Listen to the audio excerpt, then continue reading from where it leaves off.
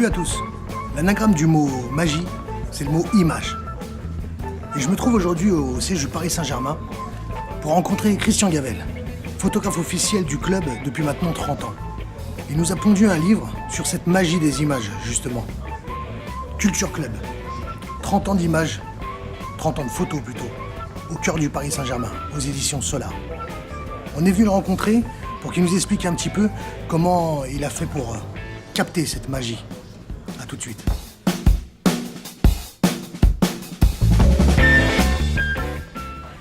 La culture d'un club, c'est quoi pour toi, Christian? La culture d'un club, pour moi, c'est son histoire, c'est son palmarès.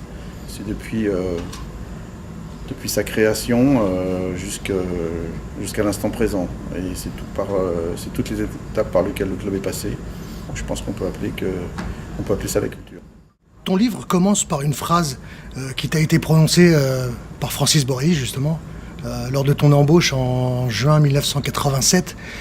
Une phrase très familiale. Oui, c'est vrai que maintenant, quand on y repense, ça paraît assez extraordinaire que, à l'époque, c'est le président du club qui m'a reçu dans son bureau pour m'annoncer qu'après pas mal de mois d'essais, entre guillemets, je devenais enfin salarié du Paris Saint-Germain. Et oui, c'est lui qui me l'a annoncé dans son bureau de la rue Bergère. C'était des appartements à l'époque, à différents niveaux d'un immeuble.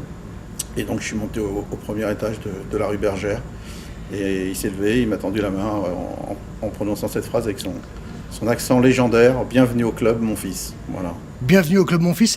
Tu as mis cette phrase en avant dans ce livre pour nous expliquer peut-être un petit peu que ce livre, c'est un peu l'album de famille du Paris Saint-Germain. Je vous le disais tout à l'heure, on était, c'est vrai, peu de salariés à l'époque, donc grosso modo une quinzaine, et le climat était assez familial. En fait, quand on allait déjeuner quasiment tous ensemble, on s'attendait, on était pratiquement tout le temps une dizaine de salariés à être ensemble, sauf s'il y en avait qui avaient des rendez-vous particuliers. Mais oui, c'était comme ça se passait comme ça, il y avait des choses très particulières. Pour l'anniversaire de chaque salarié, le président Borély voulait que chaque salarié ait un cadeau pour son anniversaire, donc les autres salariés étaient chargés à un moment dans l'après-midi d'aller chercher et dégoter le petit cadeau pour l'anniversaire. Alors tu photographies la vie du club, mais pas que, tu photographies aussi les matchs. Un bon match pour un photographe de club, c'est quoi le match idéal? En fait, un bon match, c'est quand même d'abord une victoire quand même. Bien qu'il peut y avoir des bons matchs en photo, des matchs nuls qui peuvent être très photogéniques, mais pour un photographe du club comme pour un photographe de presse, un bon match, c'est d'avoir les événements importants du match. Donc si possible les buts, mais parfois c'est pas possible parce qu'ils sont marqués de très loin, donc ça peut être compliqué. Mais si on n'a pas les buts, c'est d'avoir au moins la joie du buteur et la joie collective. Ça c'est important.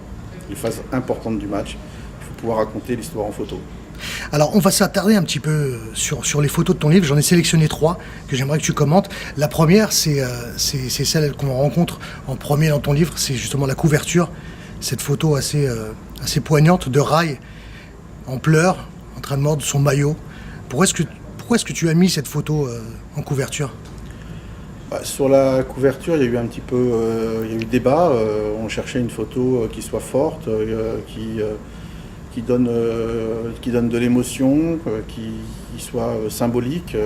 Donc il y avait plusieurs photos qui avaient été retenues. Celle de Rai convenait bien aussi parce que c'était un peu au milieu de mes 30 ans, donc c'était pas non plus trop près d'aujourd'hui, ni trop loin. Donc et puis elle dégage énormément d'émotions. Alors c'est vrai que pour les gens qui ne connaissent pas l'histoire du Paris Saint-Germain, ils peuvent se demander pourquoi Rai pleure, mais ce livre il est destiné aux gens qui aiment le Paris Saint-Germain et qui connaissent l'histoire du club. Donc tout le monde sait que c'est le dernier match de Rai au Parc des Princes contre Monaco, et que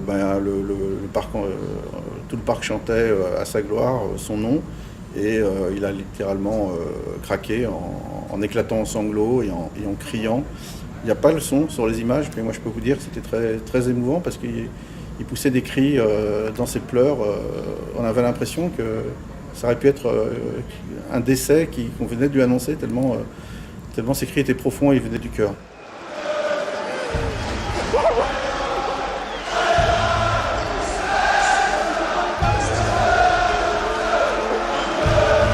Il a réagi quand il a su que tu allais choisir une de ses photos pour le mettre en couverture?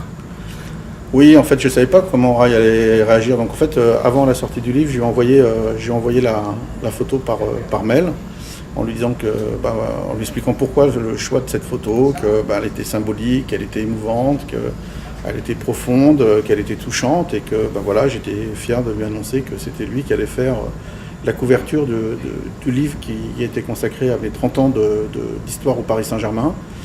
Et il m'a répondu un mail tout aussi touchant en me disant que pour lui, il vivait ça comme un énorme hommage, un grand honneur, qu'il en était très fier.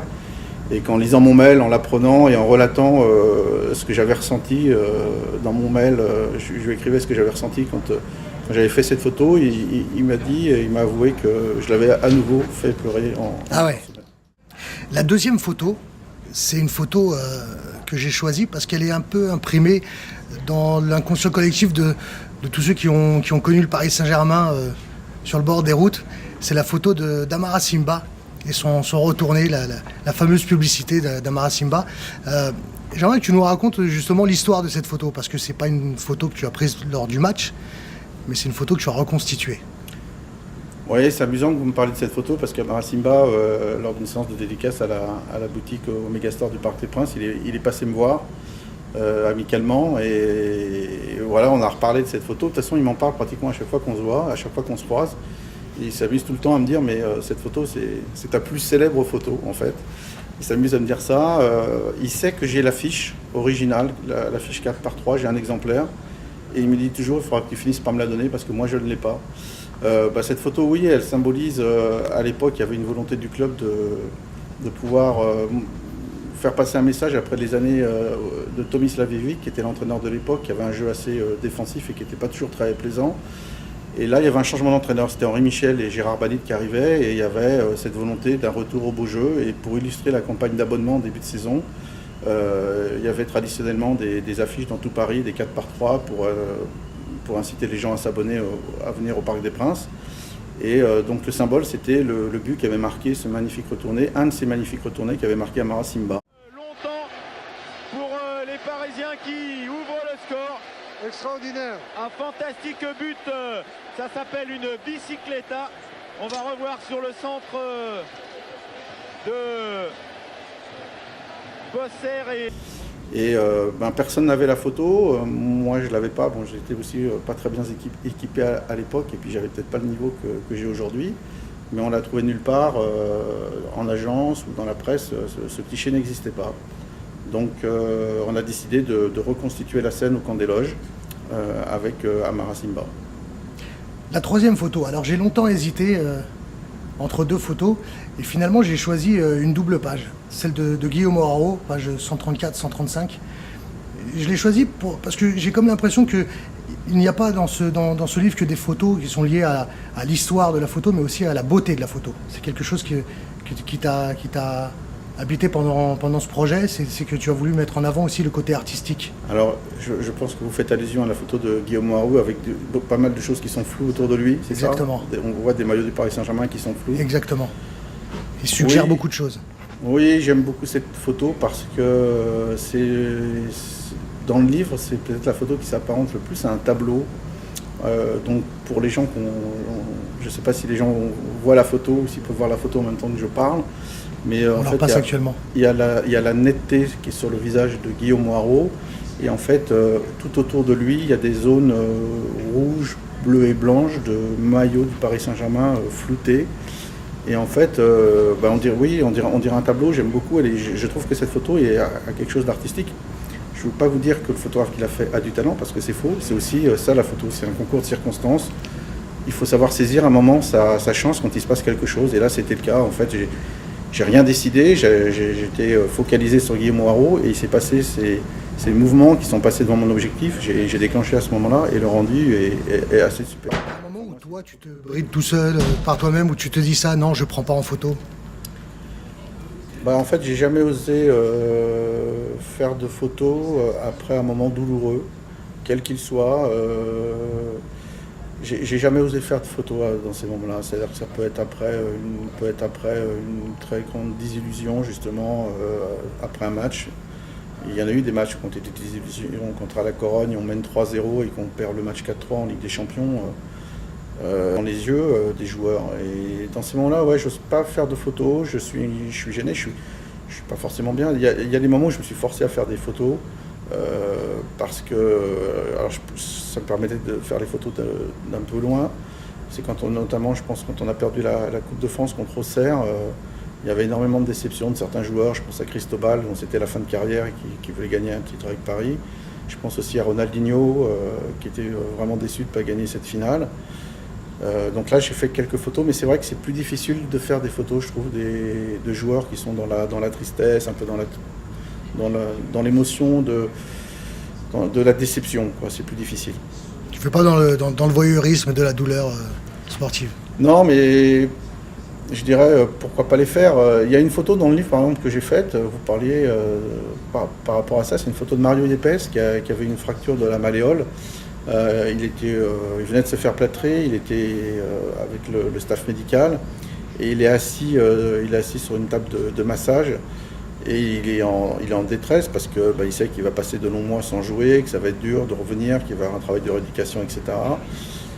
Et je fais timidement la photo et elle est dans le livre, cette photo. Bon, c'est pas une photo exceptionnelle, mais on sent qu'il y a de la détresse dans son regard.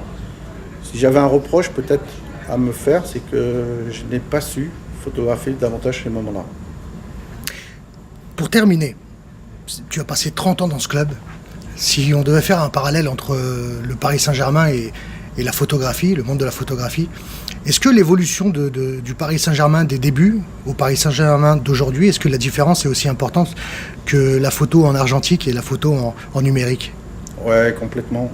Alors, mais vous avez raison de parler de ça parce que c'est vrai qu'avec l'évolution du club, il y a une évolution photographique. Alors seuls les anciens, entre guillemets, peuvent savoir de quoi je parle. C'est vrai qu'au départ, on faisait des films on faisait des photos avec des pellicules, des films qu'il fallait développer. Après, une fois que ces films étaient développés, on faisait des tirages papier. Ça prenait un temps assez important, assez phénoménal. Et puis le matériel n'est pas ce qu'il est aussi aujourd'hui. C'est-à-dire que moi j'ai commencé à faire des photos où la mise au point elle était manuelle, c'était super difficile. Il fallait savoir en fonction, quand le joueur s'approchait de vous, il fallait tourner la bague de mise au point de gauche à droite, et que quand il s'éloignait de vous, il fallait tourner la bague de mise au point de droite sur la gauche. Il y avait beaucoup de déchets, voilà, donc il y a eu une évolution photographique phénoménale. Après il y a eu l'autofocus qui est arrivé, qui a facilité quand même beaucoup de choses. Ça permet d'avoir beaucoup plus quand même de clichés nets et de qualité. Et puis le dernier grand événement, c'était l'arrivée du numérique, qui donne en plus la possibilité de pouvoir corriger ses expositions et de voir instantanément le cliché qu'on a fait. En effet, l'évolution de la photographie et l'évolution du Paris Saint-Germain, il y a un parallèle important entre les deux. Merci Christian Gavel, je te laisse le mot de la fin. Non, merci à vous, je suis très content et très fier de pouvoir passer sur BiblioFoot. Voilà, donc je souhaite à tout le monde beaucoup de plaisir encore avec le Paris Saint-Germain dans les semaines, les mois qui viennent, avec, on l'espère tous, un jour une victoire en Ligue des Champions. C'est tout le mal que je souhaite au club et aux supporters du PSG. Tu peux nous montrer le livre, hein? Voilà, donc Culture Club. J'avoue sans chauvinisme, c'est un très beau bouquin. Voilà, j'en suis très fier. Merci Christian Gavel. Voilà, BiblioFoot, c'est terminé pour aujourd'hui. Je vous donne rendez-vous prochainement pour une nouvelle interview, un nouveau livre. Et surtout, en attendant, n'oubliez pas, le foot, ça se joue, ça se regarde, mais ça se lit aussi. Ciao, ciao.